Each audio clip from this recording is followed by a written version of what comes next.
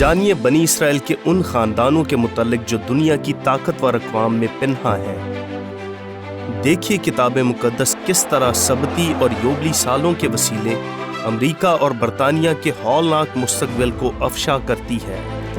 جانیے اسور کی حقیقت اور اس حتمی دور یوبلی میں اس کے کردار کے متعلق۔ سیکھیے ان سزاؤں کے متعلق جو سبتی سالوں کے عدول کی بدولت جلد رونما ہونے والی ہے۔ سائٹڈ مون۔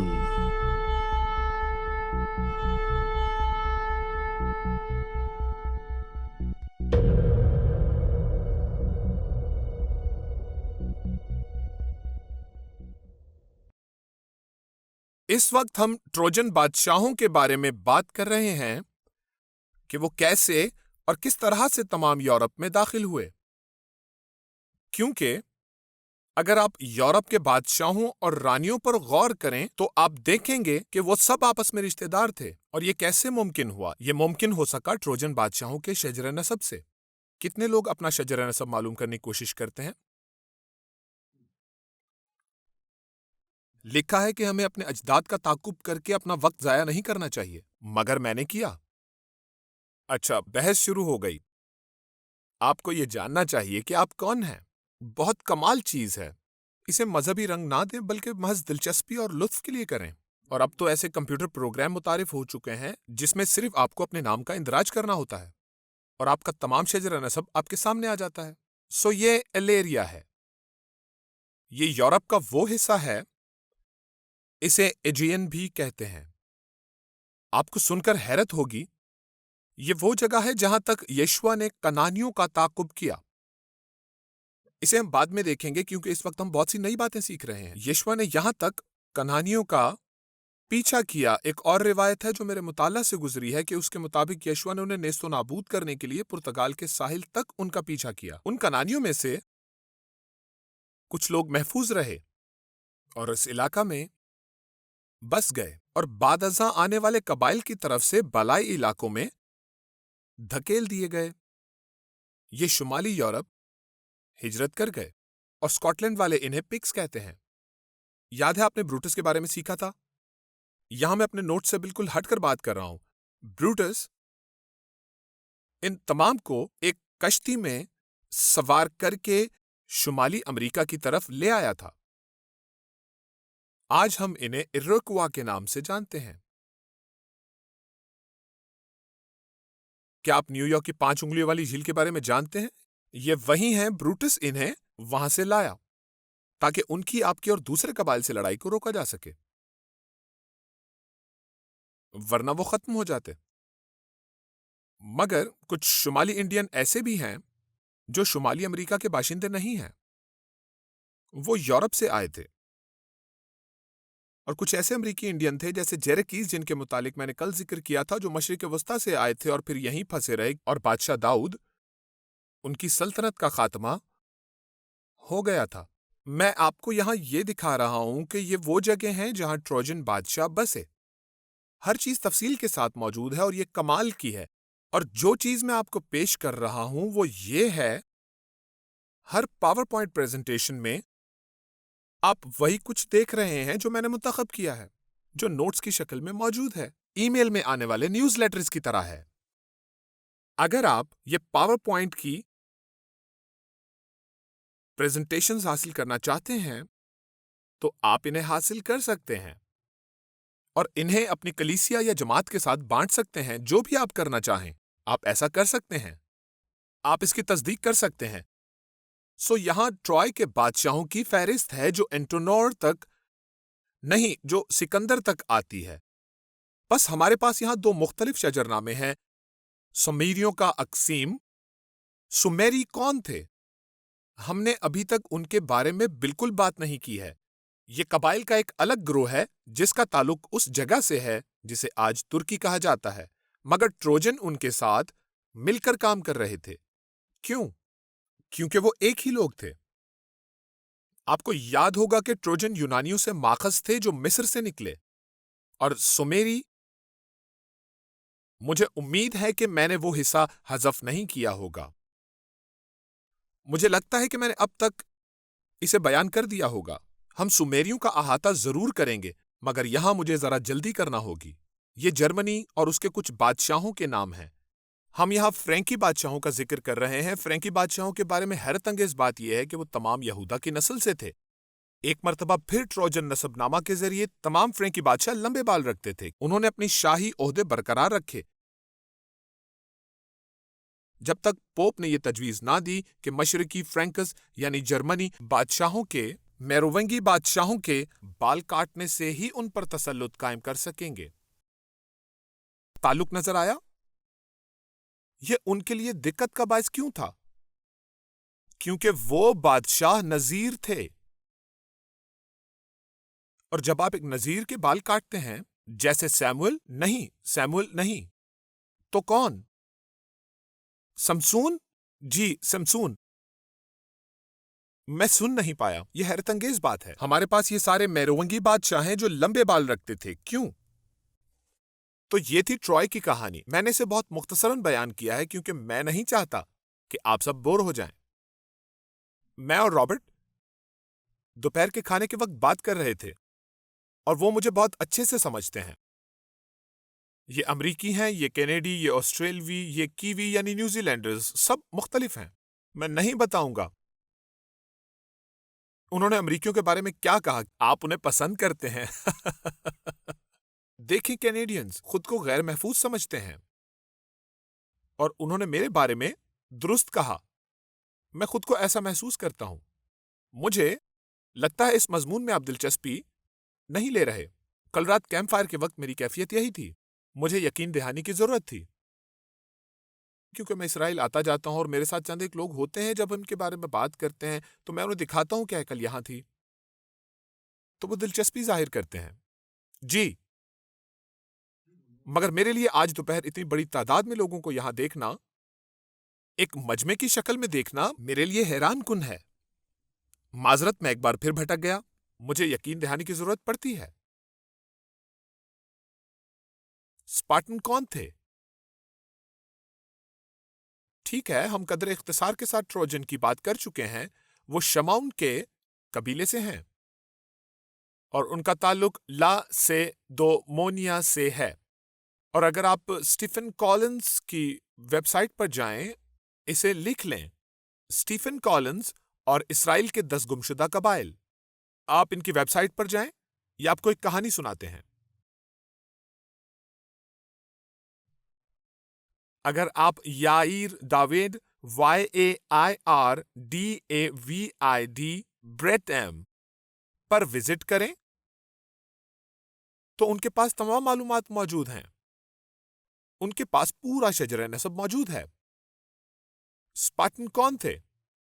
دان کے قبیلے کے جھنڈے کا نشان عقاب کا تھا جس کے پنجے میں ایک سانپ تھا، اور مورخ یوسفس لاسیدومونیا کے یونانیوں کی طرف سے یہودیوں کو بھیجے گئے خط کا ذکر کرتا ہے جس میں وہ یہودیوں سے تعلق کا ذکر کرتے ہیں۔ اس خط پر دان کی مہر کندہ ہے، یعنی عقاب جس کے پنجوں میں سانپ تھا۔ آپ کو یاد ہوگا ہم یہ نشان دیکھ چکے ہیں۔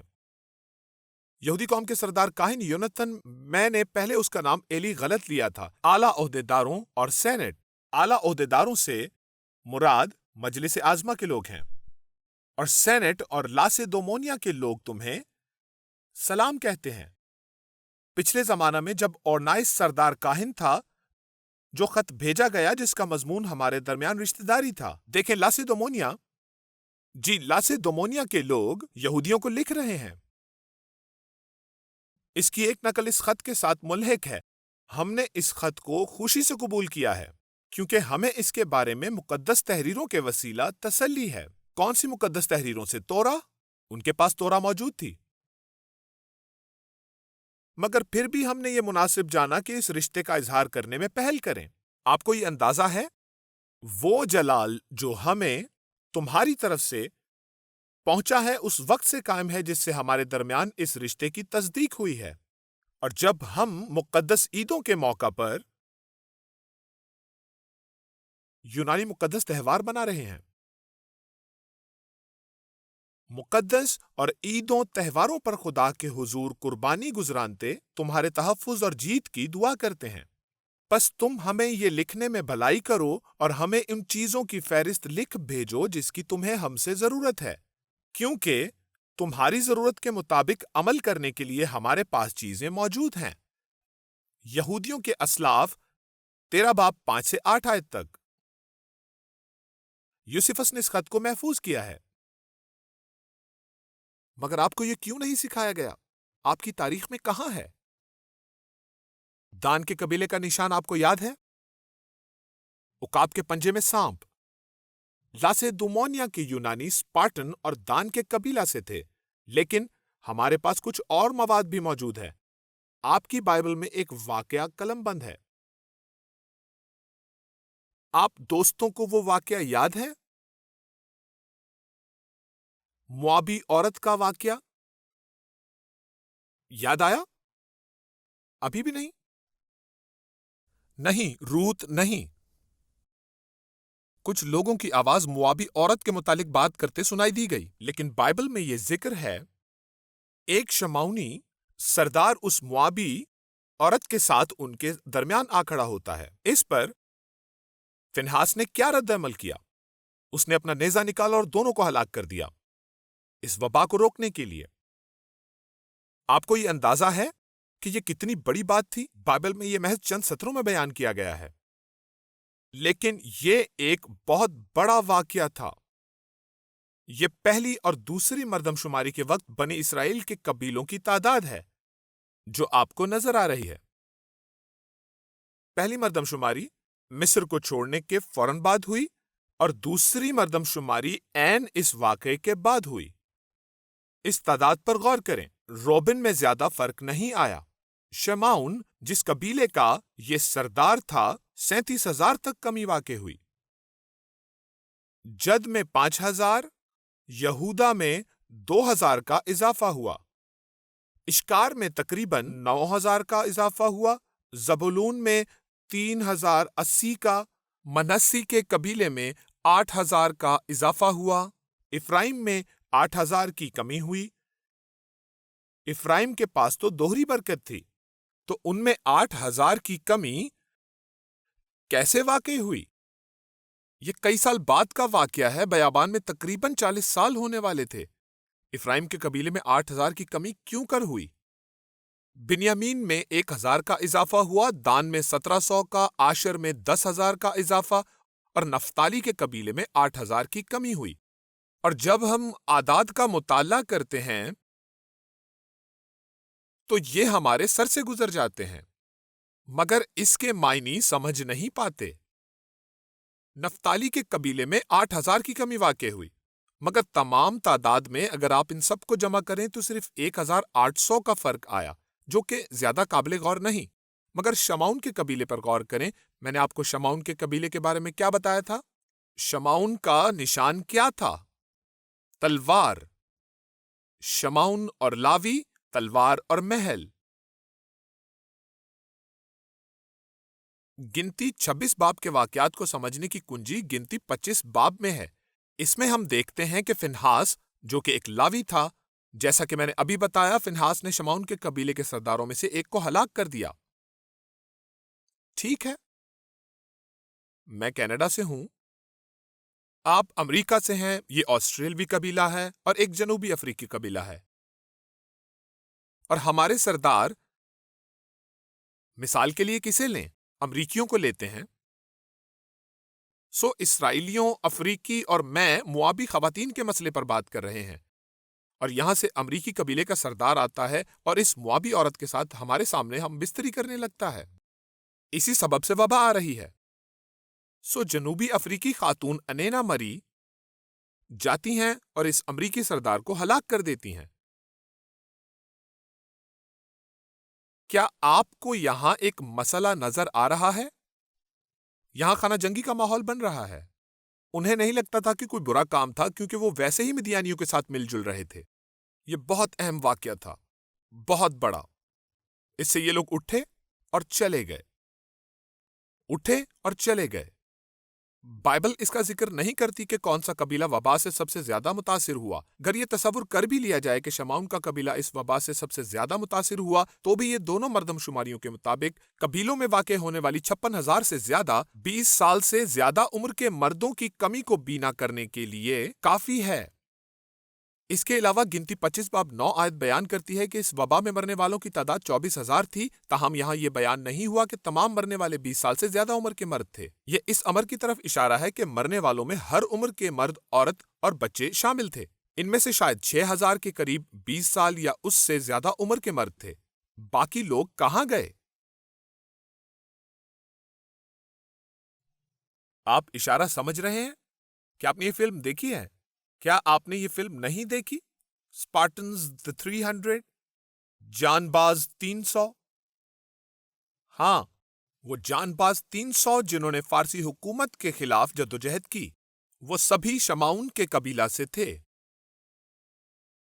ये एक हैरत अंगेज कहानी है, मगर मैं इसे आपके सामने साबित नहीं करूंगा। मैं चाहता हूं कि आप घर जाएं और इस पर तहकीक करें। मैं आपको दिखा रहा हूं कि गिनती की किताब में लिखे गए वाकयात हकीकी वाकयात हैं। हमारी तारीख या यूनानी तारीख के जो वाकयात हैं वो हमारी ही तारीख है, मगर ये हैरत अंगेज तारीख है। आपकी बाइबल असल तारीख से भरपूर है। आपको इसका सरसरी मुताला करने की जरूरत नहीं, बल्कि जाएं और जवाबात तलाश करें, मुताला करें। ये कमाल की किताब है। शायद मुझे तारीख बहुत पसंद है, ये जितनी हो मेरे लिए कम है। यूहन्ना 7:34, तुम मुझे ढूंढोगे मगर ना पाओगे, और जहां मैं हूं तुम नहीं आ सकते। मैंने पहले भी इसका जिक्र किया है। यूहन्ना 7:35, यहूदियों ने आपस में कहा, ये कहां जाएगा कि हम इसे ना पाएंगे? क्या उनके पास जाएगा जो यूनानियों में जा बजा रहते हैं और यूनानियों को तालीम देगा? जब तक आप ये जान ना लें कि इन यूनानियों में इसराइल के कबीला के लोग शामिल थे, जो खुरूज मिस्र के वक्त और शमाउन के कबीला का एक हिस्सा बयाबान से निकलकर उनमें जा मिला, बल्कि और दीगर कबाइल से भी कुछ लोग उनसे जा मिले। आपको इसकी समझ नहीं आएगी, ये आपके ऊपर से गुजर जाएगी। ये क्या बात है! डोरिक एक मकामी बोली है जो यहां शुमाल मशरकी स्कॉटलैंड में, खासकर अबरडीन शहर और अबरडीन शायर के कस्बे के गिरदोनवा में बोली जाती है। यहां कितने स्काउट्स मौजूद हैं? क्या कोई डोरकी है? कोई डोरकी नहीं? किसी को डोरिक जबान आती है? डोरकी लोग शमाउन के कबीला से हैं, जिन्होंने वहां से इटली के ज़ेली इलाका में हिजरत की और इटली के ज़ेली इलाकों से उस मुकाम तक आए। ठीक है, ये बात तभी समझ आती है जब आप स्काउट्स हों और डोरकी बोली जानते हों। मुझे लड़ाई पसंद है। ठीक है, एक मर्तबा फिर मैं बहुत तेजी से जा रहा हूं, लेकिन आप ये नोट्स हासिल कर सकते हैं। हमारे पास कैलकोल या सी क्रॉप्स नामी एक शख्स है जिसने एटिका नामी शहर बसाया, जिसे जदीद दौर में एथेंस कहा जाता है, और ये आप कदीमी तारीखी कुतुब में देख सकते हैं। लिहाजा ये किसकी औलाद हैं? ज़ारा की। हमारे पास फारिस है, जो सिदकिया बादशाह तक आते आते पहलौठे के हक, तख्त और ताज का वारिस ठहरा। 586 कबले मसीह में सिदकिया को कत्ल कर दिया गया और बादशाहों की नस्ल खत्म हो गई। तो अब क्या? खैर, ठीक है, यहां कोई शुमाली आयरलैंड से मौजूद है? ओह, वाकई मुझे मालूम नहीं था। मैं भी हूं। ठीक है, मुझे सिर्फ 3 लोग पसंद आए, बाकी लोग। आइए लड़ते हैं। लाल हाथ में क्या खुसूसियात थी? अरे नहीं, मैंने बता दिया ज़ारा के हाथ के गिर्द क्या बांधा गया था। लाल धागा, वही लाल हाथ बन गया। शुमाली आयरलैंड के झंडे में लाल हाथ ज़ारा की अलामत है। शुमाली आयरलैंड के झंडे में दाऊद बादशाह का सितारा और ताज क्यों है? गौर कीजिए, क्या आपको अलिफ और ताव याद हैं? ये ताव है, ये सलीब का निशान नहीं। ये इब्रानी हर्फ ताव है। ज़ारा का लाल हाथ हमारे शजरे नस्ब की अलामत है, और ये झंडा हमेशा से हमारे खानदान का हिस्सा रहा है। کسے معلوم ہے؟ ہاں، کسے معلوم ہے؟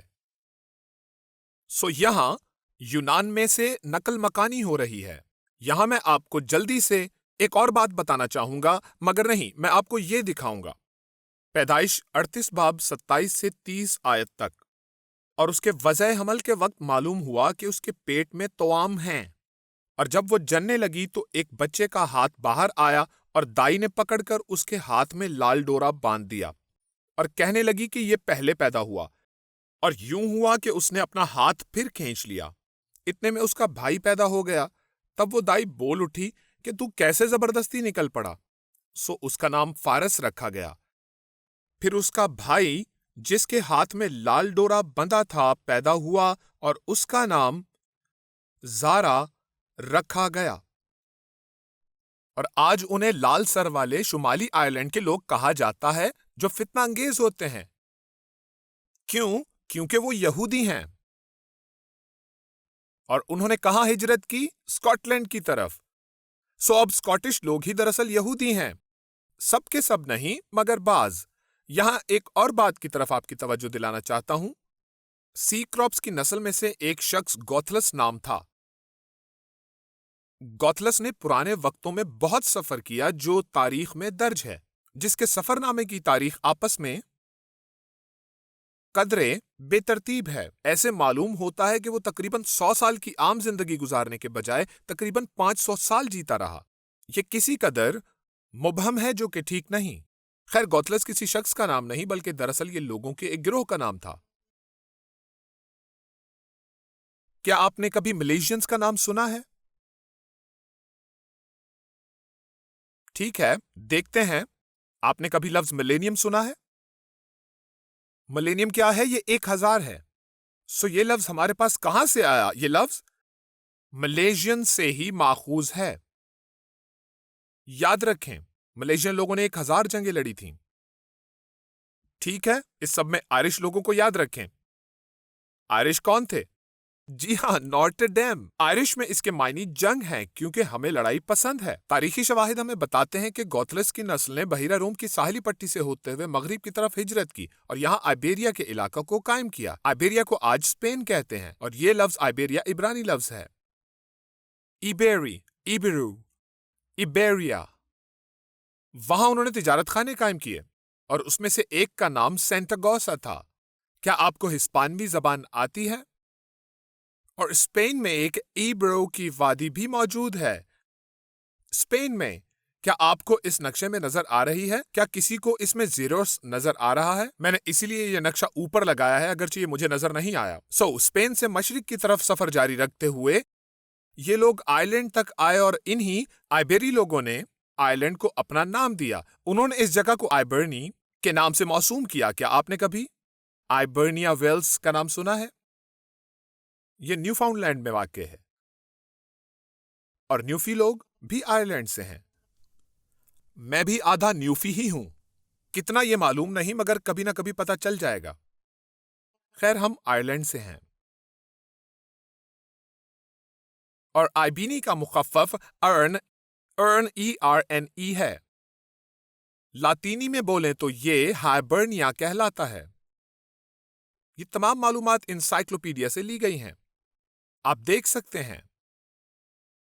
گوتھلس نے جزیرہ نما آئبرنیا قائم کیا، یہیں بعد ازاں ایرنیا، ہائبرنیا اور آئرلینڈ کہلائے۔ یہ کب ہوا؟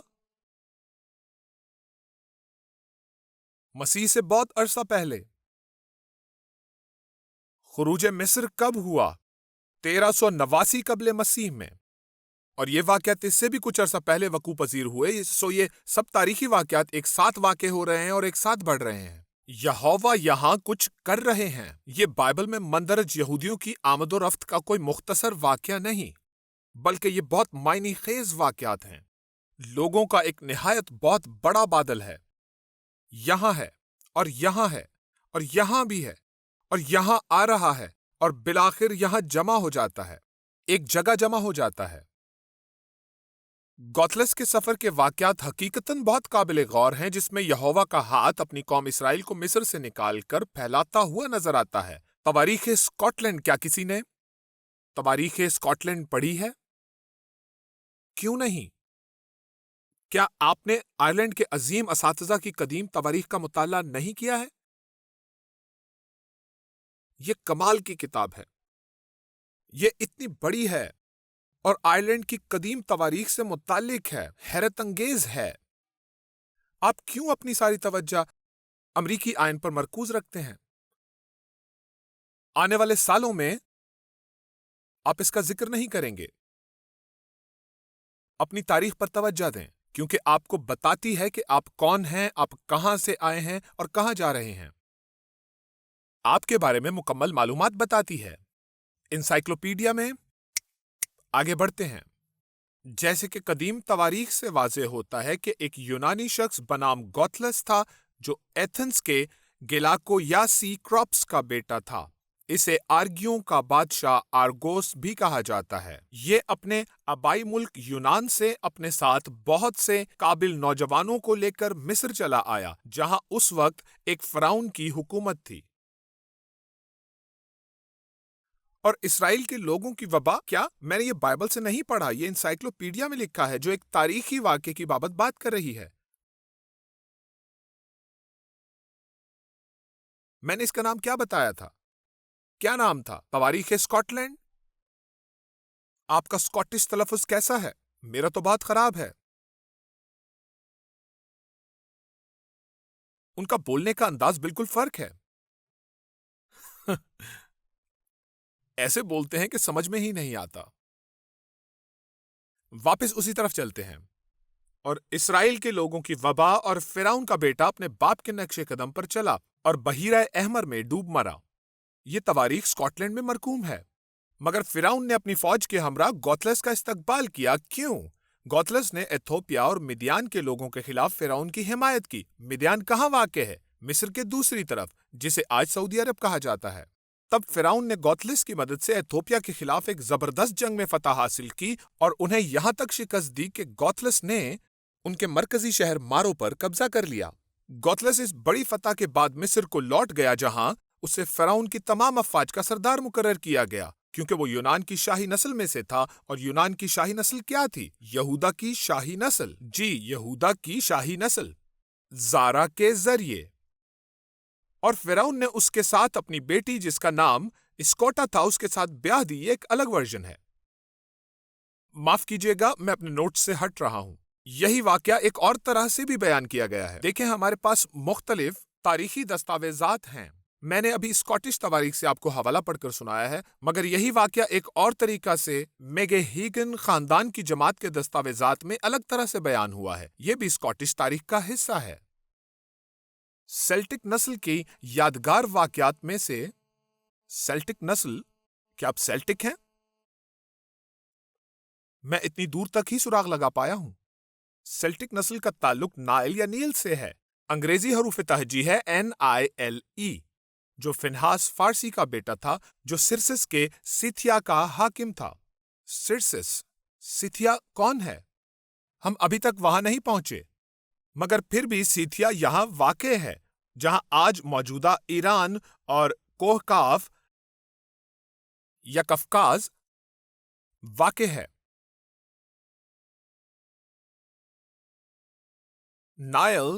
نائل کے متعلق مشہور تھا کہ اسے ازمو وقت کی تمام زبانوں پر عبور حاصل تھا. آپ کو یاد ہوگا کہ زارا کی نسل کے لوگ سب سے زیادہ دانشمند تھے اور سلیمان ان سے بھی زیادہ حکیم تھے. یہ حیرت انگیز امر ہے جس کا ذکر بائبل میں ہے، کیونکہ یہاں یہ شخص ہے جو دنیا بھر کی تمام زبانیں جانتا ہے، اور اس کی قابلیت کی شہرت تمام دنیا میں پھیل گئی.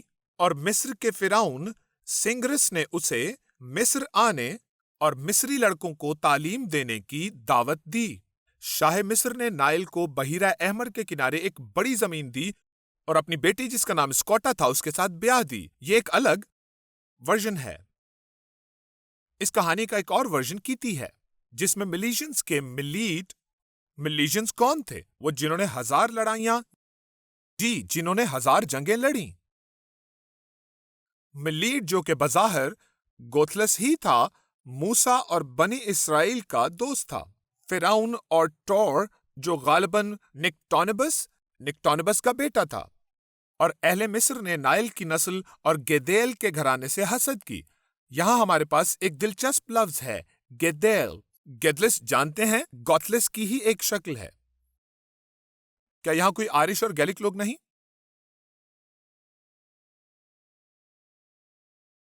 اور اس دوستی سے حسد کے سبب جو بنی اسرائیل اور گیدیل کے گھرانہ کے درمیان تھی، انہوں نے بنی گیل سے جنگ کی۔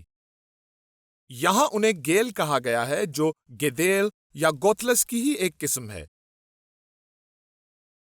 اس سبب سے وہ مصر سے نکلنے پر مجبور ہوئے۔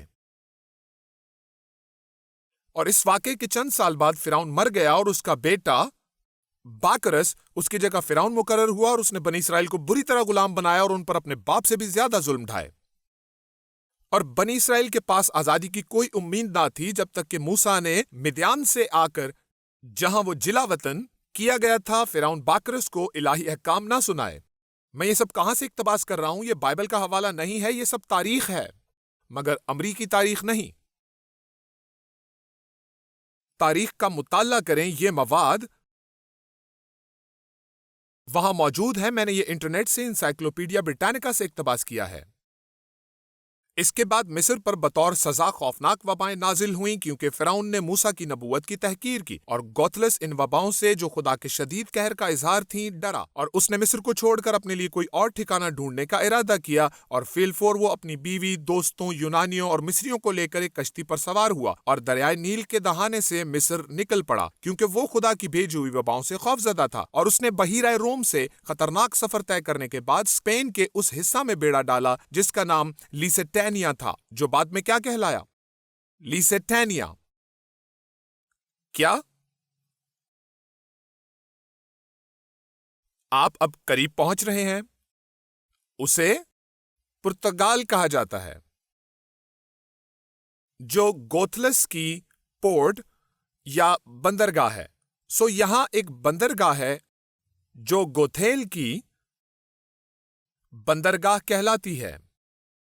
گوتھلس یہاں اترتا ہے اور یہاں مقامی ہسپانوی اس سے جنگ کرتے ہیں، اور ہسپانیوں کی تعداد زیادہ ہونے کے سبب گوتھلس یہاں سے چلا جاتا ہے،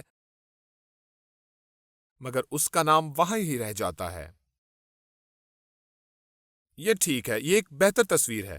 اس میں آپ دیکھ سکتے ہیں پورٹ آف گیل یا گوتھلس کی بندرگاہ، جسے آج پرتگال کہا جاتا ہے۔ پس اسکاٹش اور آئرش اقوام کی قدیم روایت کے مطابق گوئیڈیل گلاس، جسے لاطینی طرز پر گوتھلس کہا جاتا ہے، تمام گوئیڈیلی زبانوں کا موجد ہے، اور تمام گیلز اسی جد امجد سے موسوم ہیں۔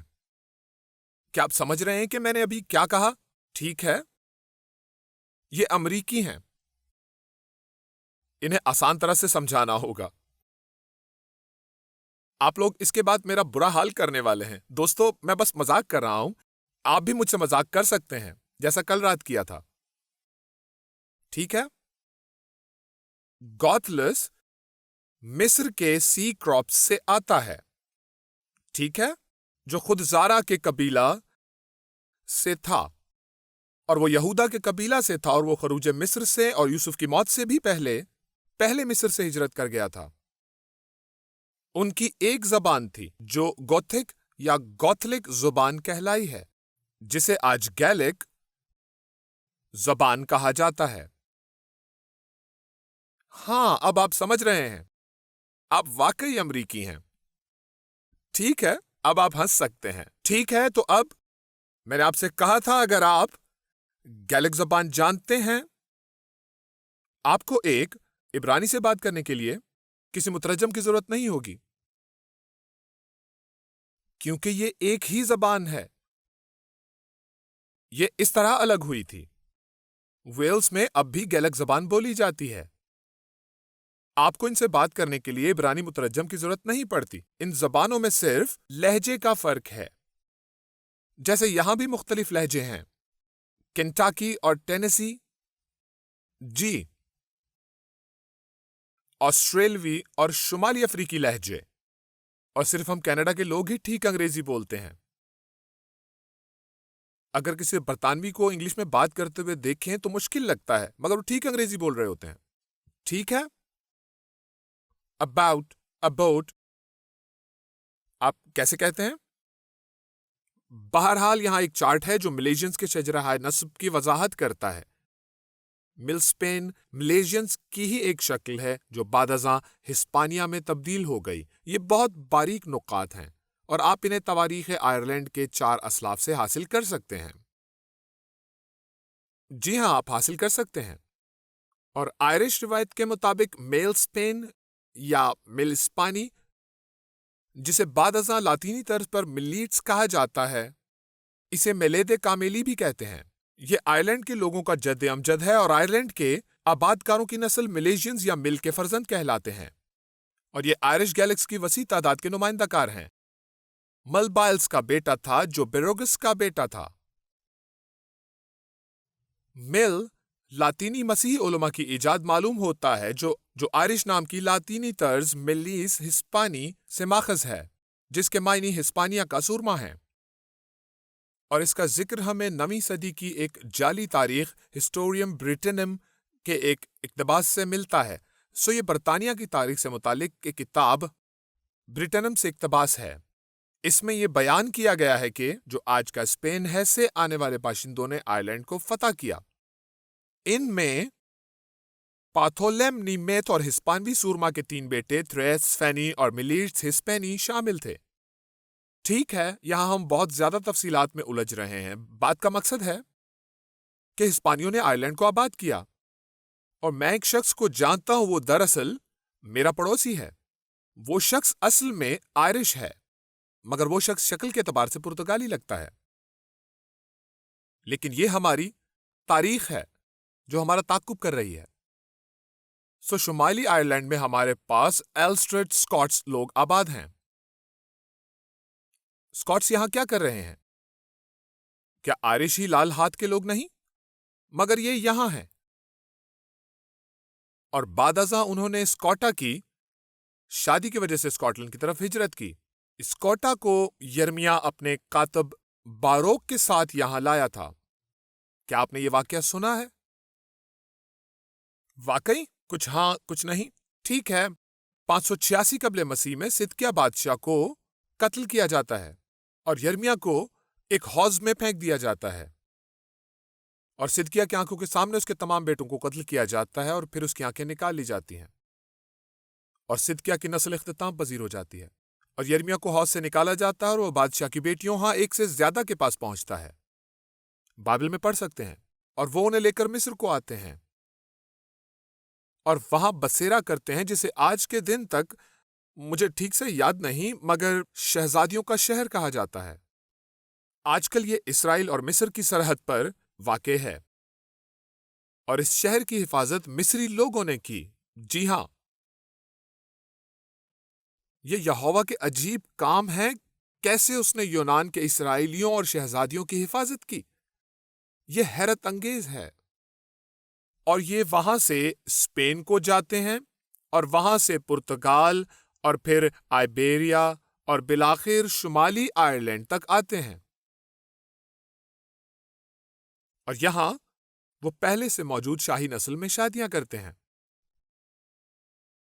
اور اپنا نام گیلس سے بدل کر اسکاٹس رکھتے ہیں صدقیہ کی بیٹی کی تعظیم میں۔ چونکہ وہ ایک عظیم رانی تھی اس لیے وہ اسکاٹش کہلائے۔ چونکہ وہ ایک عظیم رانی تھی اس لیے یہ لوگ اس کے نام پر اسکاٹش کہلائے۔ یہ اسکاٹس شمالی آئرلینڈ میں مقیم تھے، مگر انہوں نے نقل مکانی کی۔ کیا آپ اس سبز حصے کو دیکھ رہے ہیں؟ اور انہوں نے شمالی آئرلینڈ سے اسکاٹ لینڈ کے اس سبز حصہ کی طرف ہجرت کی، اور سمندر پار کر لینے پر انہوں نے اسکاٹس کے مخصوص لہجے کو اپنا لیا۔ یہیں سے ڈورین لوگوں کی ابتدا ہوتی ہے، کیونکہ یہاں ہی ڈورینین زبان بھی بولی جاتی ہے۔ اسکاٹس تاریخی طور پر غیر مقامی لوگ تھے جو آئرلینڈ سے اسکاٹ لینڈ میں آ بسے، اور یہاں انہوں نے جنوبی اسکاٹ لینڈ کے آرگائل اور آئلز میں اس زمین پر جو پہلے پکس کی ملکیت تھی ڈیلریاڈا کی سلطنت قائم کی۔ کیا آپ کو یاد ہے بروٹس نے پکس کے ساتھ جنگیں کی تھیں؟ 6 صدی عیسوی تک ان کی ایک متوسط سلطنت شمالی برطانیہ کے کلائڈ سے گریٹ گلین تک پھیلی ہوئی تھی، اور انہوں نے اس کا نام آلسٹر کے نام پر آلسٹر کا صوبہ رکھا، جو آج بھی اسی نام سے موجود ہے، کیونکہ وہ اسے اپنے شاہی جد امجد خیال کرتے تھے۔ स्कॉट की तारीख अज़रोज़लेन मिशन। कदीम आयरिश तवारीख हमें बताती है कि एक राहब बनाम टैक्रेनाक, जो स्कॉटिश बादशाह ऑल्स्टर की नस्ल में से था, वो पिक्स को कई जंगों में शिकस्त देने के बाद एंट्रम से, जो कि मेरा आबाद शहर है, मुत्तादिद मिलिशियन स्कॉट्स को लेकर इंग्लैंड के इंतहाई शुमाली इलाकों में आ बसा और यहाँ की जमीन पर मुकम्मल इख्तियार कायम किया और इसे स्कॉटा की याद में स्कॉटलैंड का नाम दिया, यानी स्कॉटा के लोग। हम यहाँ किसकी बात कर रहे हैं? शुमाली आयरलैंड के लाल हाथ की। और वो क्या हैं? वो यहूदी हैं और उनका निशान क्या है? शेर बब्बर। और उन्होंने सुनहरी शेर के बजाय लाल रंग के शेर का इंतखाब किया है। जी हां, ये स्कॉटलैंड का अलामती निशान है, जो निशानदही करता है कि वो यहूदा के बेटे ज़ारा की नस्ल से हैं।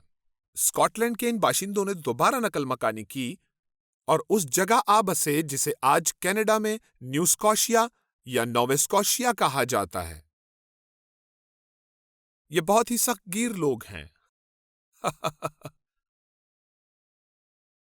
ये यहूदा का झंडा है इसराइल में, और ये नीला शेर आज के दिन तक उनके झंडे पर मौजूद है, और नीचे लाल शेर स्कॉटलैंड के झंडे पर मौजूद है, और उसके बराबर में इंग्लैंड का शाही तुर्रा या कलगी है, और उस तुर्रा के दरमियान में 3 शेर हैं जो आयरलैंड और स्कॉटलैंड की नुमाइंदगी करते हैं। आपकी नकाबत ये अय्यां करती है कि आप कौन हैं, और ये आपको आपके आबाओ अजदाद तक रसाई का जरिया बनाती है। ये जमहूरिया चेक का शाही शेर है। कौन सा? ये वाला? ये शेर उन खातून का खानदानी निशान है। एक और शेर साबका बोहेमिया की सल्तनत के मौरूसी निशान पर दिखाई देता है। एक और शेर, मुझे नहीं मालूम कि यह निशान कहां से है और मेरे नोट्स में कैसे आ गया। मुझे यह जगह बेहद पसंद है, बेहद पसंद है। ये स्पेन के लियोन का निशान है, और ये नॉर्वे का है, और ये हॉलैंड का है। नॉर्वे के शेर के पास जंगी तेशा है। आपको हॉलैंड के निशान में कुछ खास दिख रहा है? तलवार का निशान एन वस्त में? ठीक है। आप यहां जो कुछ देख रहे हैं इस पर गौर करें। डच निशान में शेर के सर पर ताज नहीं है। यह दिलचस्प है। क्यों? क्योंकि 13वीं सदी में सल्तनत इंग्लैंड को मुंतकिल हो गई थी। ये लॉन्गशैंक्स के जरिए हुआ। ये भी मेरे आबाओ अजदाद में से थे। मेरे शजर नस्ब में बहुत से बुरे लोग शामिल हैं। जी। ओहो, ये शुमाली आयरलैंड के मौरूसी निशान है, लाल हाथ और बराबर में लाल लकीर पर गौर करें। क्या आपने गौर किया कि इनमें से कोई भी जानवर एक सिंगा या यूनिकॉर्न की तरह जंजीरों में कैद नहीं है? ये बेल्जियम का निशान है। क्या आपको बेल्जियम याद है? आपको ये सब दिखाने से बताना मकसद है कि ये तमाम ममालिक इसराइल के कबाइल का हिस्सा हैं। ठीक है, आपको याद होगा मैंने बेल्जियम के मौरूसी निशान का जिक्र किया था। आप इसे यहां इन लकड़ियों या इन असाओं के इख्तिताम पर देख सकते हैं। मकदूनिया 1595, और यह डेनमार्क का है। ओ, यहूदा के 3 शेरों के साथ उनके सर पर मौजूद 3 शाही ताजों पर गौर करें। यह इंग्लैंड का मौरूसी निशान है, और यह वेल्स का।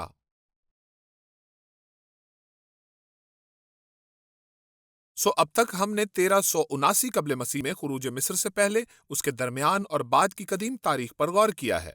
अब हमें एक और काम जरूरी करना है, और ये वो है कि हम जदीद वाबस्ता तारीख पर भी गौर करें, क्योंकि ये वो तारीख है जिससे आप कदरे वाकिफ हैं, मगर आपने इस पर गौर नहीं किया क्योंकि आपने इसकी कलाबें आपस में नहीं मिलाई। इन कलाबों को मिलाना मेरा पसंदीदा मशगला है।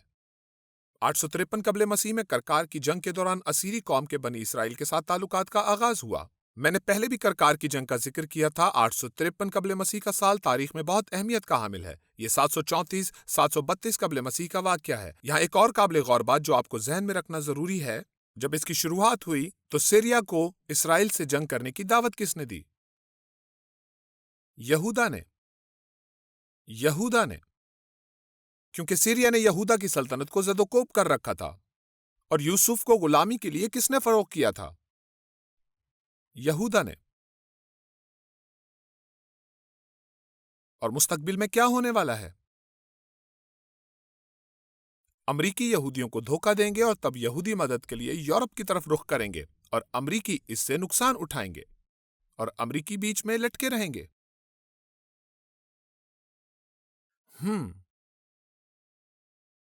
یہ یاہو کا سیاہ کتبہ ہے جس میں سیلمنسر سوم کے ذریعے 841 قبل مسیح میں یہودا یعنی صدقیہ اور بنی اسرائیل، جس میں ہم دیکھ سکتے ہیں یعنی صدقیہ اور بنی اسرائیل کی شکست کی تصویر کشی کی گئی ہے۔ یہ اسرائیل کی شکست کا ایک اور تاریخی احوال ہے جسے اسوریوں نے محفوظ کیا۔ یہ بہت اہمیت کا حامل ہے کیونکہ شاہ اسرائیل جسے عمری کا بیٹا کہا جاتا تھا، یہ بہت اہم ہے۔ اس پر آپ کی خاص توجہ کی ضرورت ہے۔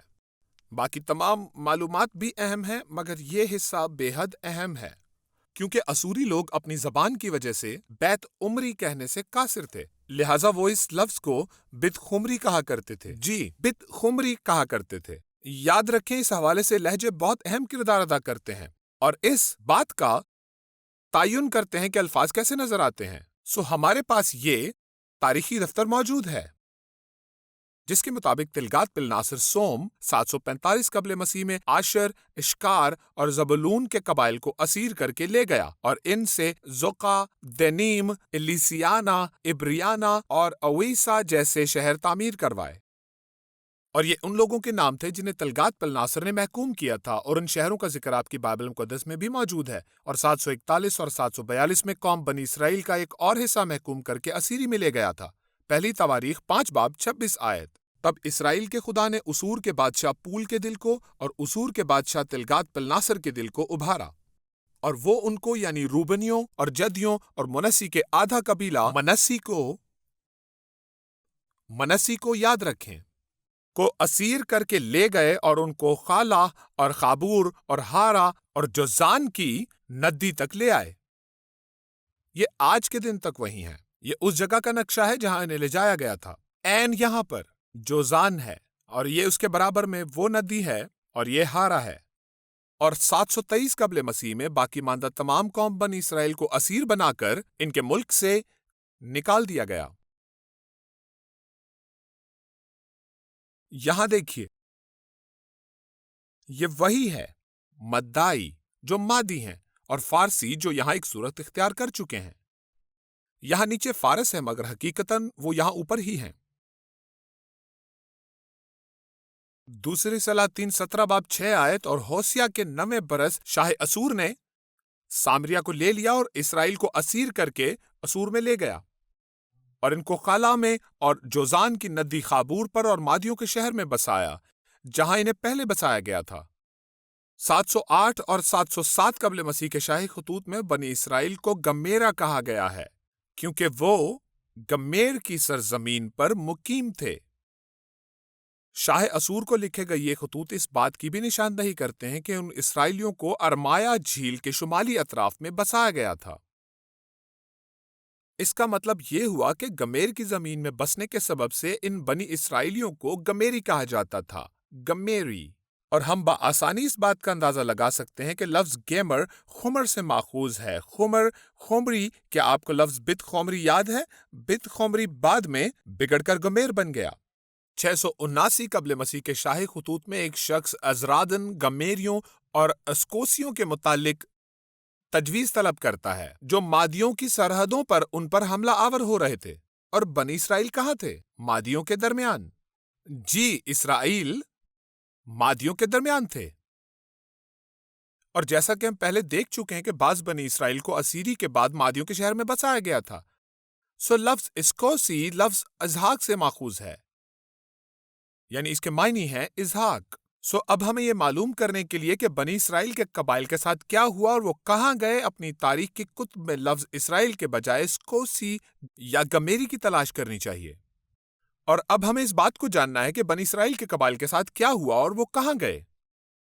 بنی اسرائیل خود کو ان کی اسیری سے قبل بھی بنی اسحاق کہا کرتے تھے، جیسا کہ ہم آموز کی 7 باب 16 آیت میں دیکھتے ہیں۔ اور اب ہم دیکھ رہے ہیں کہ انہیں اسکوسی کہا جانے لگا، جو اسی لفظ اسحاق کی ایک قسم ہے۔ آپ دیکھ سکتے ہیں کہ اس حوالہ میں انہیں اسحاق یا بنی اسحاق کہا گیا ہے۔ اسکوسیوں کو یونانی میں سکوتھے یا سچوتھے کہا جاتا ہے۔ مجھے ان الفاظ کا تلفظ ادا کرنے میں دقت ہوتی ہے، اور مختلف زبانوں کے ساتھ یہی دقت ہے۔ ہمارے اسلاف کی تاریخ ان لوگوں نے رقم کی ہے جو عبرانی زبان نہیں بول سکتے تھے، وہ اسوریوں کی زبان بولتے تھے۔ اس کے بعد بابلی زبان، اور پھر فارسی، اور پھر مادی، اور پھر یونانی۔ ہمارے پاس موجود دستاویزات انہی زبانوں میں محفوظ ہیں، اور مختلف زبانوں میں محفوظ ہونے کے سبب سے اکثر الفاظ کا تلفظ لب و لہجہ بدل جاتا ہے۔ مگر فارسی انہیں ساکا کہا کرتے تھے، جس کے معنی ہے اسحاق۔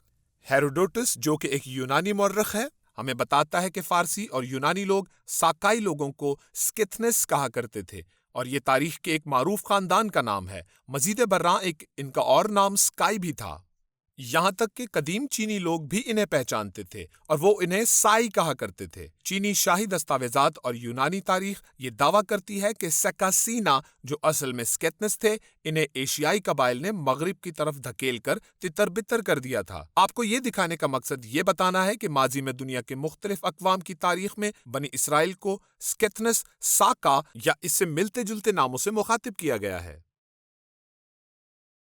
تاریخ میں نیچے آتے ہوئے ہم دیکھتے ہیں کہ 721 تا 705 قبل مسیح میں، یاد رکھیے کہ پہلی اسیری 723 قبل مسیح میں ہوئی، یہ محض 20 سال کا دورانیہ ہے۔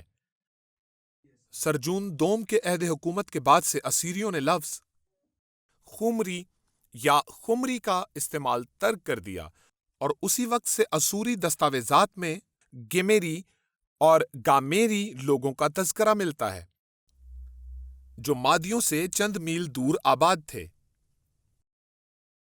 اور جیسا کہ ہم دیکھ چکے ہیں کہ گمیر اور گمیرا سبھی خمری یا خمری کی بگڑی ہوئی اشکال ہیں۔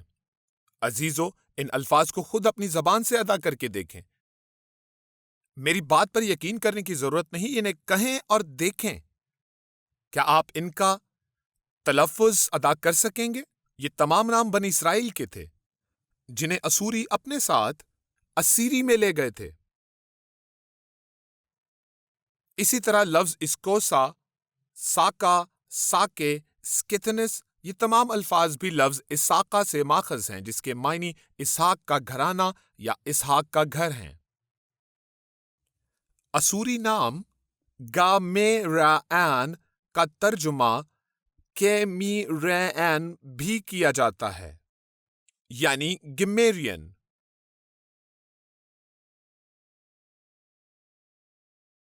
یہ سمجھنا کس قدر آسان تھا۔ اب ہمیں بس اتنا کرنا ہے کہ اس بات کا سراغ لگائیں کہ وہ لوگ کہاں گئے۔ ہم نے تاریخ میں اب تک 23 سال کا سفر طے کیا ہے۔ میں دیکھ رہا ہوں کہ بہت سے لوگوں کو یہ بات سمجھ آ گئی ہے۔ اکثر لوگ تو سو رہے ہیں، مگر بعض کو یہ باتیں اب سمجھ آنا شروع ہو گئی ہیں۔ اسوری دستاویزات سے اسرحدون کے عہد حکومت میں اقادیہ میں اشکوزی یا اشہوزی لوگوں کے خلاف ایک مہم کا سراغ ملتا ہے۔ اس اسوری دستاویزات کے مطابق اسرحدون کے دوسرے سال میں، جو 679 قبل مسیح ہے، 723 قبل مسیح سے 679 قبل مسیح کتنا عرصہ ہے؟ تقریباً 50 سال۔ 50 سال کا عرصہ کتنا طویل ہوتا ہے اب سے دوسری جنگ عظیم تک؟ یہ بہت زیادہ نہیں ہے۔ گمیری لوگوں نے اسوریوں کے خلاف بغاوت کی، اور اسوری فوج نے ان کا تعاقب کیا اور انہیں بالائی افراد کے علاقہ میں شکست دی۔ مگر اسرائیلیوں یا گمیریوں کی ایک بڑی تعداد بحیرہ اسود کے کنارے کی طرف بھاگ نکلی، یعنی وہاں سے ہجرت کی، جہاں 600 سال قبل مسیح کے بعد لیدیا کے بادشاہ، آپ کو لیبیا کا بادشاہ یاد ہے جو ٹروجن بادشاہوں میں سے ایک تھا، بادشاہ آلیاٹس نے انہیں ایشیائے کوچک سے باہر کھدیڑ دیا۔ اس وقت یونانی لوگ ان گمیری لوگوں کو کم میں روئے کہا کرتے تھے۔ آپ بھی کہیں کم میں روئے، جس کا انگریزی ترجمہ ہے کیمیرین۔ اس بات کا واضح اور واحد सबूत है कि साका, इस्कोसा, गिमीरा, किमेरियन और बाकी तमाम नाम एक ही कौमों के लोगों के लिए इस्तेमाल किए जाते थे। ईरान में इस पत्थर पर मौजूद इन नकूश की सूरत में हमें मिलता है।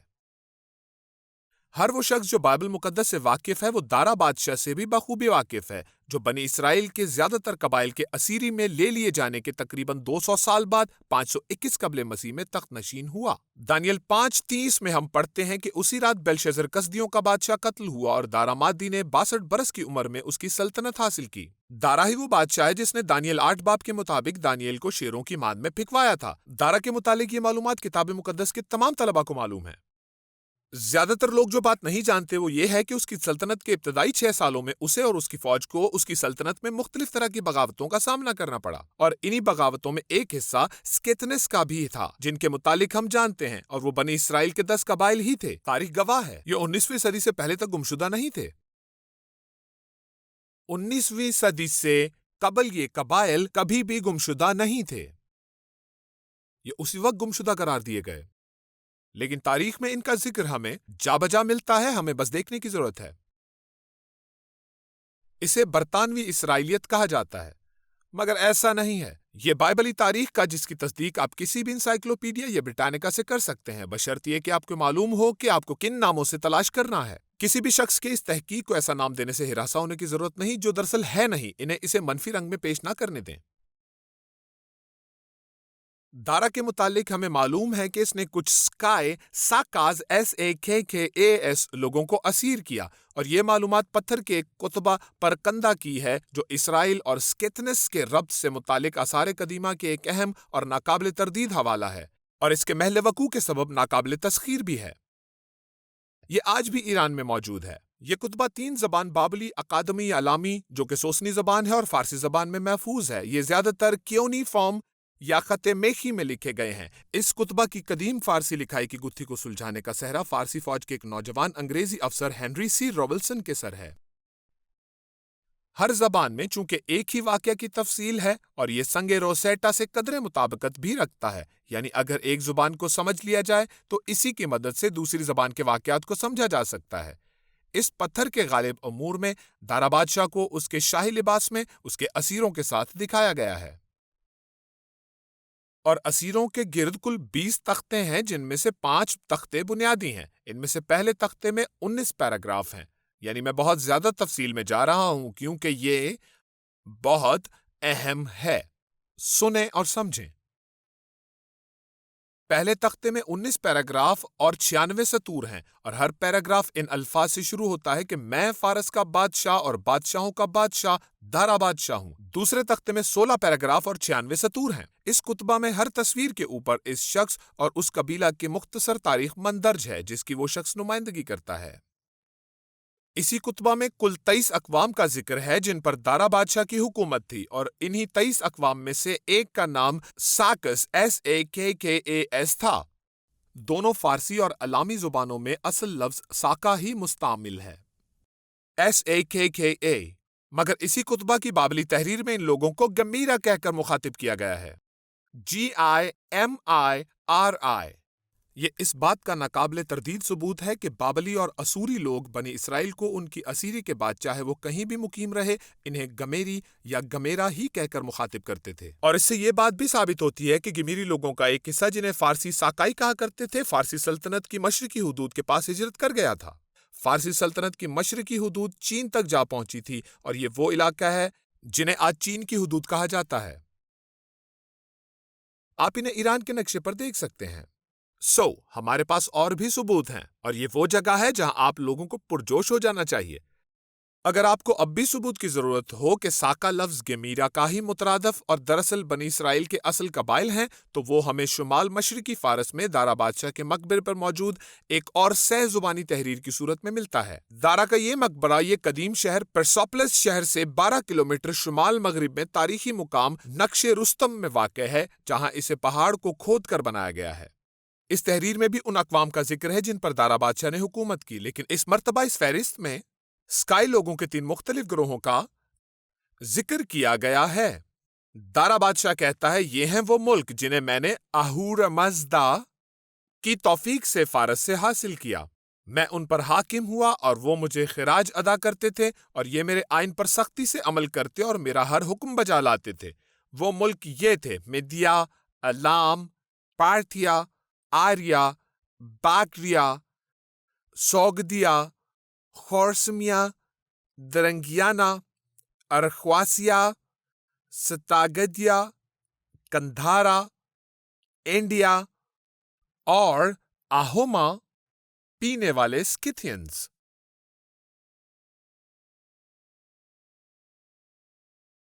امیریجنی سیکس اور نوکیلے امامے پہننے والے سکتھینز۔ نوکیلے امامے اسکائی اسکائی لوگ کون تھے؟ ہم کینیڈا میں انہیں ٹکس کہتے ہیں۔ ٹھیک ہے، ٹکس۔ آپ انہیں ٹکس نہیں کہتے؟ کیا میں ٹکس نہیں کہہ سکتا؟ واقعی؟ یہ ٹکس ہیں، ٹکس، نوکیلی ٹوپیاں، سردیوں والی۔ ہاؤما پینے والے سکتھینز۔ یوسف اور اس کی نبوتوں میں کون سی عجیب بات تھی؟ وہ پینے کے شوقین تھے۔ ٹھیک ہے۔ یوسف، افرائیم کے مینوش، یہ آپ کی تاریخ میں محفوظ ہے۔ مجھے نہیں معلوم کہ ہاؤما کیا ہے، مگر میرا یہ ماننا ہے کہ یہ کسی طرح کا کوئی مشروب تھا۔ ان مخصوص مینوشوں کو امیریجن کہا گیا ہے۔ ٹھیک ہے، لگتا ہے کسی کو یہ بات سمجھ نہیں آئی۔ ٹھیک ہے، ہم آگے چلتے ہیں۔ نہیں، ٹھیک ہے، ہم آگے چلتے ہیں کیونکہ آگے چل کر یقیناً آپ اس بات کو سمجھ جائیں گے۔ یہ نوکیلے امامے والے ایک سکتھنی کی تصویر ہے اور یہ ایک اسرائیلی ہے۔ یہ کینیڈا کا اسرائیلی ہے کیونکہ ہم آج بھی ان ٹکس کو پہنتے ہیں۔ لفظ امیریجن ساکاس لفظ امریکن کی ابتدائی شکل ہے۔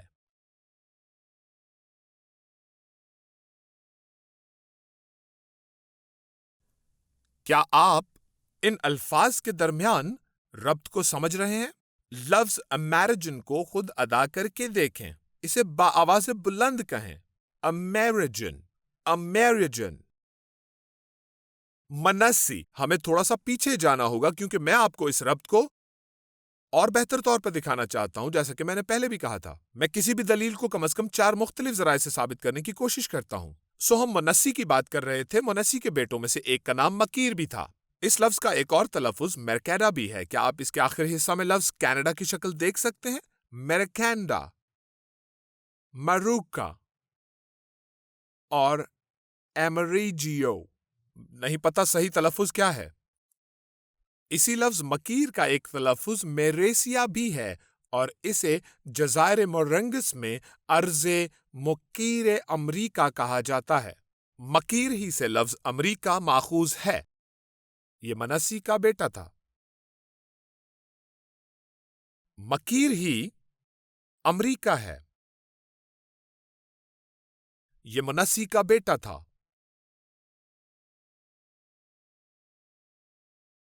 آپ کا معلوم نہیں مگر میرے تو رونگٹے کھڑے ہو جاتے ہیں۔ واہ!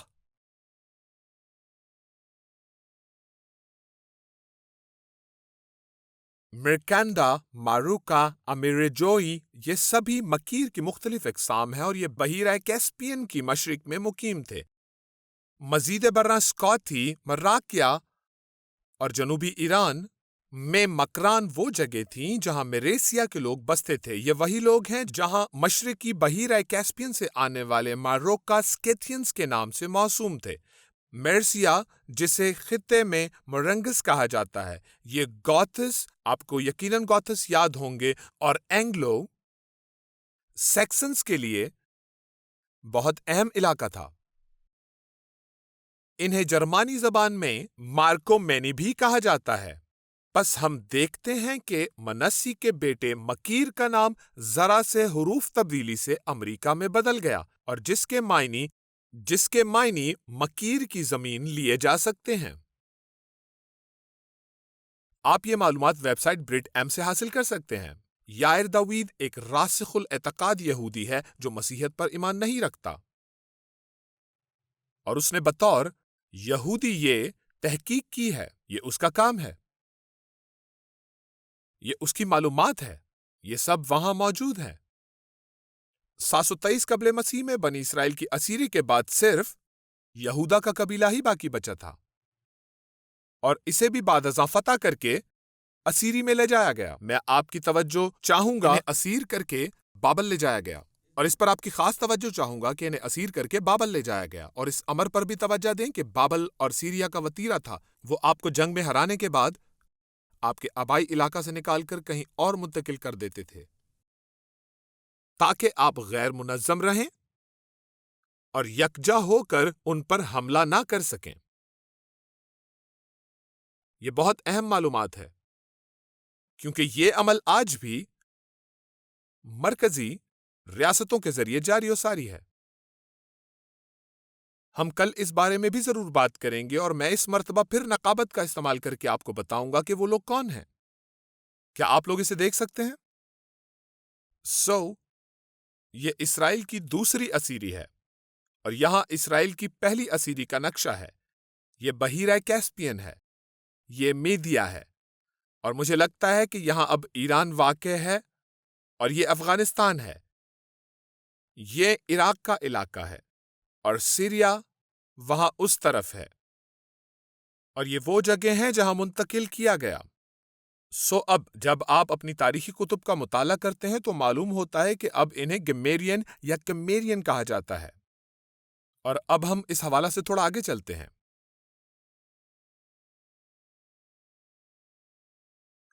اب یہ سب لوگ، جیسا کہ میں نے آپ کو ابھی دکھایا، ایران اور عراق کے علاقوں میں بس گئے ہیں، اور این اس جگہ پر، یہاں اوپر کی طرف، یہاں کاکسس کے پہاڑ کوہکاف واقع ہے۔ یہ کیوں اہم ہے؟ کیونکہ فارسی اور مادی لوگ یہ آج بھی بالکل پہلے جیسے ہیں، یہ آج بھی کسی کو قیدی نہیں بناتے، آپ کو ہلاک کر دیتے ہیں۔ انہوں نے ایسا ہی کیا کہ یہاں مقیم اسرائیل کی شاہی نسل کو قتل کرنا شروع کر دیا۔ یہ لوگ وہاں سے بھاگ نکلے، مگر وہ اس طرف نہیں جا سکتے تھے کیونکہ اس طرف کوئی راستہ ہی نہیں تھا۔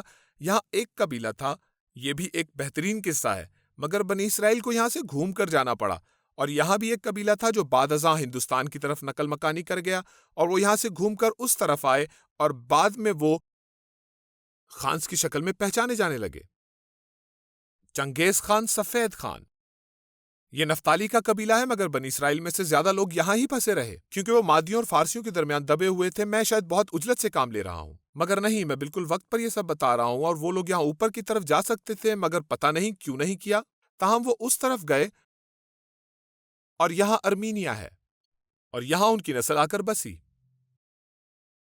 یہاں کوہکاف پہاڑی واقع ہے، یہ مشکل ہے، اسے عبور کرنا ناممکن ہے۔ بنی اسرائیل دشمنوں سے گھرے ہوئے تھے، اور اگر وہ اسے عبور کرنے کا کوئی راستہ تلاش نہ کرتے تو یقیناً ہلاک ہو جاتے، مگر میرے خیال سے شاید یہاں پر ایک راستہ ہے، اور اسے راہ اسرائیل کہا جاتا ہے۔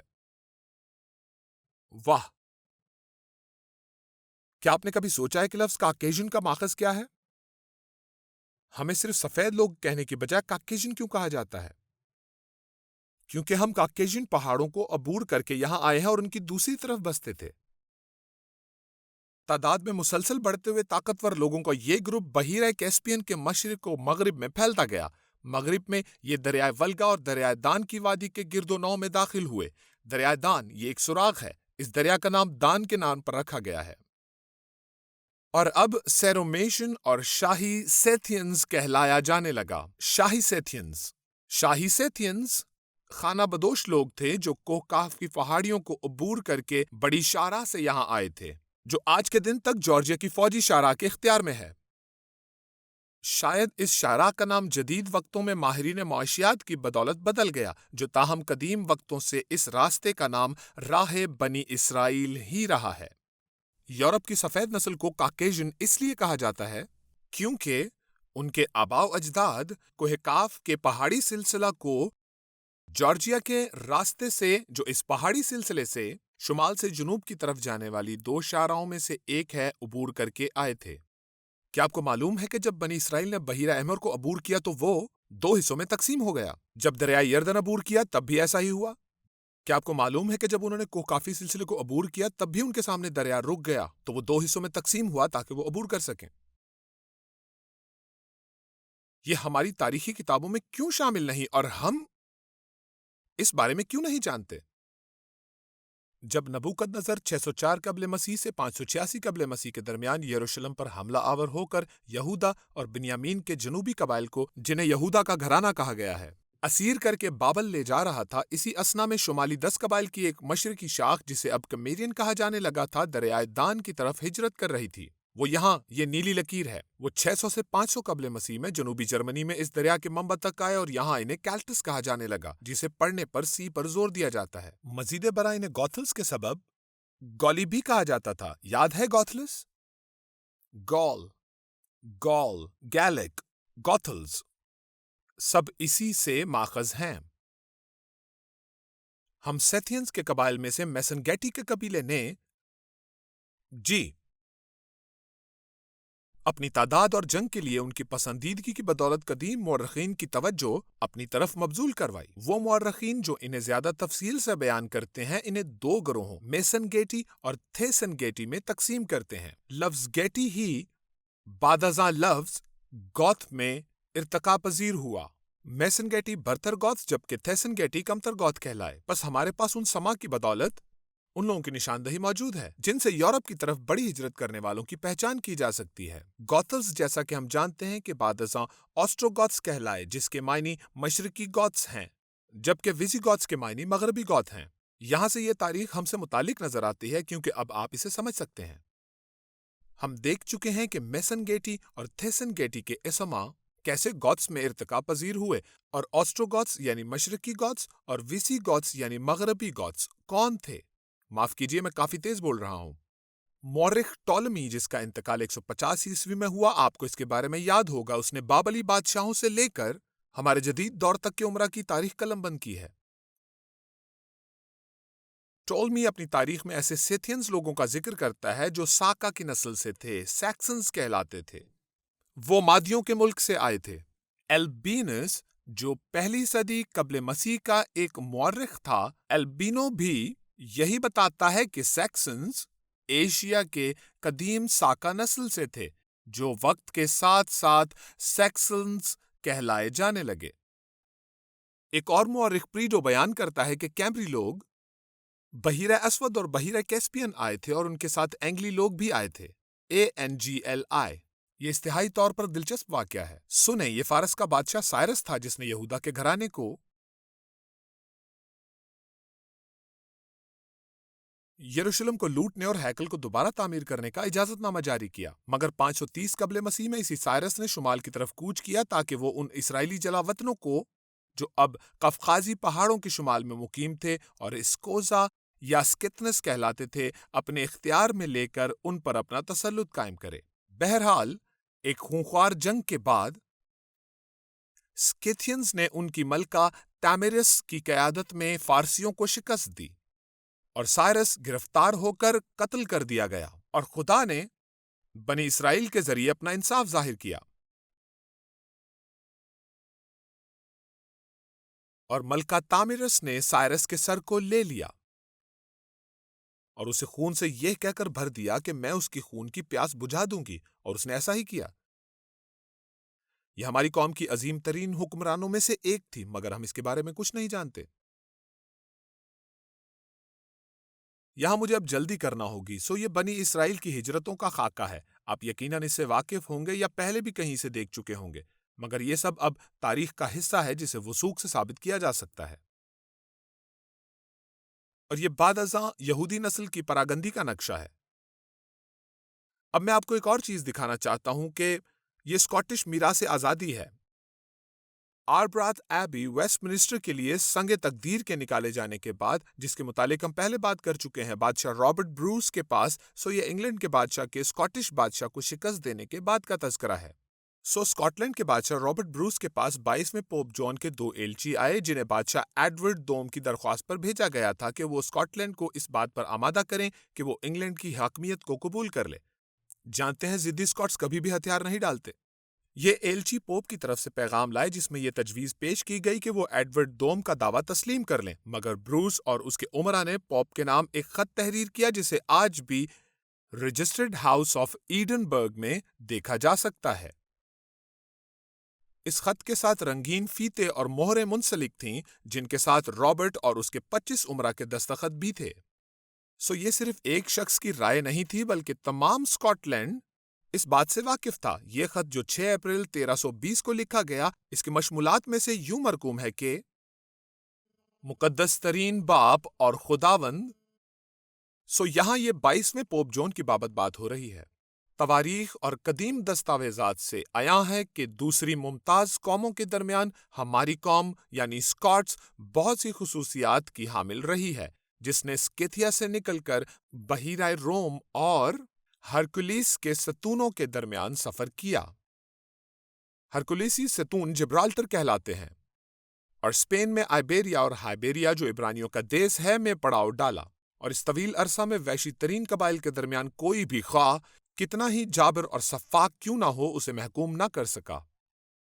اور بنی اسرائیل کے خروج کے 1200 برس بعد اسکاٹ لینڈ کے بادشاہ کی یہاں بنی اسرائیل کا ذکر کرنے کی کیا وجہ ہو سکتی ہے، سوائے اس کے کہ یہ بادشاہ خود انہی کی نسل سے ہو؟ یہی وجہ ہے کہ اس نے یہاں بنی اسرائیل کا ذکر کیا ہے۔ مزید برآں ان کی ان گنت نصرتوں اور لازوال محنت شاقہ کے انہوں نے اپنے لیے مشرق کی یہ زمین حاصل کی ہے جو اب ان کی سلطنت کا حصہ ہے، جس کے 113 شاہی نسل کے 113 بادشاہوں میں سے آج تک کوئی غیر ان پر حاکم نہ ہوا۔ اور جب تک ہم میں سے صرف 1000 لوگ ہی کیوں نہ زندہ بچیں، ہم کبھی بھی انگلش تسلط تسلیم نہیں کریں گے۔ ہم شان و شوکت کے لیے نہیں، نہ ہی مال و دولت کے لیے اور نہ ہی عزت کے لیے لڑتے ہیں، بلکہ صرف اس آزادی کے لیے لڑتے ہیں جس سے کوئی انسان زندہ رہتے ہوئے دستبردار نہیں ہو سکتا۔ طاقتور الفاظ، آزادی، وہ عنصر جس کے متعلق ہم ہمیشہ بات کرتے ہیں۔ لہٰذا میرے پاس ابھی بھی بہت سی چیزیں ہیں، مگر میں یہاں رکنا چاہوں گا۔ میں نے کافی وضاحت کر دی ہے۔ یہ آپ کا حسب و نسب ہے، یہ آپ کا ایمریجنس کا حسب و نسب ہے۔ یہ سب مکیر کی نسل اور اس کے بیٹے ہیں، یہ آپ ہیں۔ کسی کو آپ کے ذہن میں یہ خیال پیدا نہ کرنے دیں کہ بنی اسرائیل میں سے ہونا برا ہے، بالکل نہیں۔ اور نہ ہی یہ خیال اپنے ذہن میں لائیں کہ آپ دوسروں سے بہتر ہیں، کیونکہ ایسا نہیں ہے، ٹھیک ہے؟ بلکہ آپ خود بنی اسرائیل ہیں۔ اس ہفتے میں جو کچھ سکھایا ہے اس کا مقصد یہی ثابت کرنا ہے کہ آپ امریکی بنی اسرائیل سے تعلق رکھتے ہیں، آپ کینیڈینز بنی اسرائیل ہیں، آپ آسٹریلینز بنی اسرائیل ہیں، آپ انگلستانی، آپ نیوزی لینڈ، آپ جنوبی افریقی سبھی بنی اسرائیلی ہیں۔ کیونکہ آپ بنی اسرائیل کا حصہ ہیں، لہٰذا ہم ان لیکچرز میں لفظ عہد کا استعمال کرتے آئے ہیں۔ ہم نے اس عہد کو ہمارے اجداد نے کوہ سینا پر باندھا تھا، توڑا ہے۔ جی، اپنا رات کا خبرنامہ دیکھیں۔ ہم احبار 26 باب 14 آیت میں درج وباؤں میں گرفتار ہیں کیونکہ ہم نے اس عہد کو توڑا ہے، کیونکہ ہم بنی اسرائیل ہیں۔ یہ سب اس لیے نہیں ہو رہا کہ حالات ایسے ہیں یا کوئی محض اتفاق ہے، بلکہ یہ سب اس لیے ہو رہا ہے کیونکہ وہ آپ کو اپنی تورا پر عمل کرنے کے لیے واپس بلا رہا ہے۔ اور اگر آپ اس پر عمل نہ کرنا چاہیں تو آپ کو اس عہد کو توڑنے کی قیمت ادا کرنی ہوگی، لیکن اگر آپ اس پر عمل کرنا چاہیں، اگر آپ توبہ کریں اور خداوند کے سبتوں اور مقررہ وقتوں کو منائیں تو یشوع نے آپ کے لیے یہ قیمت پہلے ہی ادا کر دی ہے۔ لہٰذا توبہ کریں۔ میں نے آپ کو بتایا تھا میں نے کیسے نجات حاصل کی، اور مجھے یہ سب سمجھایا گیا اور میں نے اسے پرکھا اور اس کی تصدیق کی اور اسے قبول کیا، اور کیسے مجھے سبتی اور یوبلی سالوں کے متعلق آگاہی حاصل ہوئی۔ آپ جو مکیر کے فرزند ہیں، آپ جو گمیر کے فرزند ہیں، آپ جو افرائیم اور منسی کے فرزند ہیں، اگر آپ نے توبہ نہ کی، آنے والے کچھ سالوں میں شاید ہی کوئی بامشکل بچ پائے۔ لہٰذا یہ لازمی اور اہم کیوں ہے؟ کیونکہ یہ آپ کے بارے میں ہے جو بنی اسرائیل ہیں۔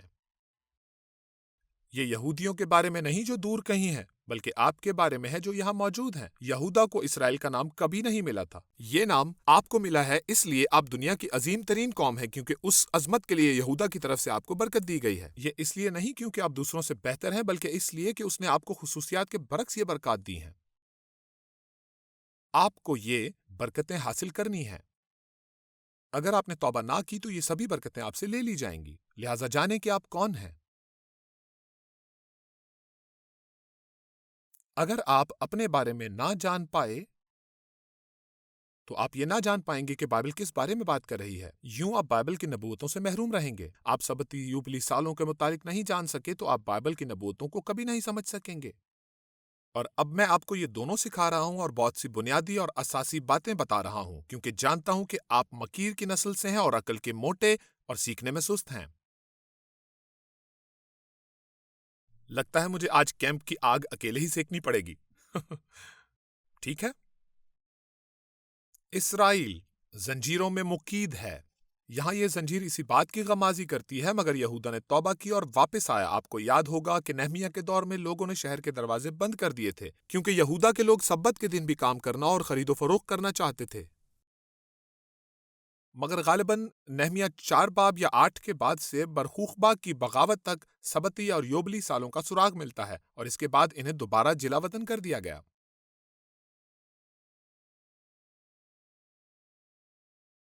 توبہ کریں سبتی سالوں کو نہ ماننے کے لیے۔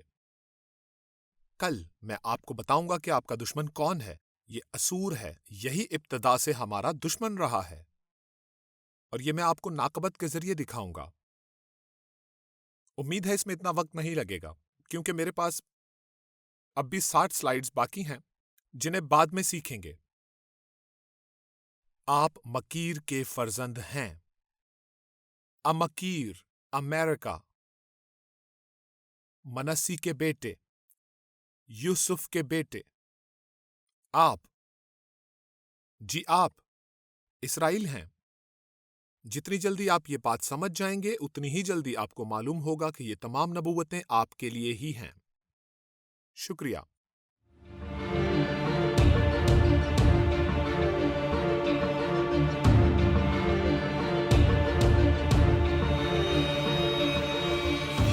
کیا 10 گمشدہ قبائل کا سراغ لگا پانا ممکن ہے؟ کیا تاریخ انہیں اسرائیل کے علاوہ کوئی دوسرا نام استعمال کرتے دکھاتی ہے؟ کیا آپ جانتے ہیں کہ تاریخ میں کچھ ایسے بڑے گروہوں کا بھی ذکر ہے جو موسیٰ و خروج سے قبل مصر چھوڑ کر یونان ہجرت کر گئے تھے؟ کیا آپ جانتے ہیں کہ اسوری بنی اسرائیل کو بیت خمری کہا کرتے تھے؟ اسیری کے بعد ان کے اسیر کنندگان انہیں گمیری بلاتے تھے، جبکہ دوسری اقوام انہیں سیمری پکارا کرتی تھیں، اور آگے چل کر یہی لوگ سومیری کہلائے۔ انہی میں ایک گروہ تھا جو امیرگی کہلاتا تھا۔ سلتک اور گولی اقوام سومیریوں سے ہی نکلی ہیں۔ آج ہم انہیں کلتیوں کے نام سے جانتے ہیں، اور کچھ کلتی اینگلو سیکسنز یعنی بنی اسحاق کہلاتے ہیں۔ گیلک لوگ گول کی بندرگاہ سے آئے ہیں، جو کہ دور حاضر کا پرتگال ہے۔ اس سے قبل وہ ہسپانیہ کے شہر سرکسا میں آباد تھے، اور اس سے بھی قبل وہ انہی یونانیوں میں سے تھے جو موسیٰ اور خروج سے پہلے مصر سے نکل آئے تھے۔ کیا آپ کو معلوم ہے کہ آپ کی خاندانی علامت سے یہ پتہ لگایا جا سکتا ہے کہ آپ اسرائیل کے کس قبیلہ سے ہیں؟ آئرلینڈ کے جھنڈے پہ بنا سرخ ہاتھ تمر کی کہانی بیان کرتا ہے کہ کیسے زارا نے فارس سے پہلے اپنا ہاتھ باہر نکالا تھا۔ یہ وہی زارا ہیں جن کے نام پر سرکستہ کا نام رکھا گیا۔ انگلستان کی علامت پہ زنجیروں میں جکڑا ایک سنگھا اسرائیل کی اسیری اور تاجدار شیر یہودا کے ببر کو ظاہر کرتا ہے۔ آئرلینڈ کے قومی جھنڈے پہ داؤد بادشاہ کی بربط کیوں ہے؟ کیا وجہ ہے کہ یہودا کی طرح اسکاٹ لینڈ کا نشان بھی ایک شیر ہے، لیکن سرخ رنگ کا؟ نارویجی یا ولندیزی شیر اور ان کی علامات کا اس سے کیا تعلق ہے؟ کیا آپ اپنی دلچسپ تاریخ سے واقف ہیں اور جانتے ہیں کہ ان آخری ایام میں آپ کے متعلق کیا نبوت کی گئی ہے؟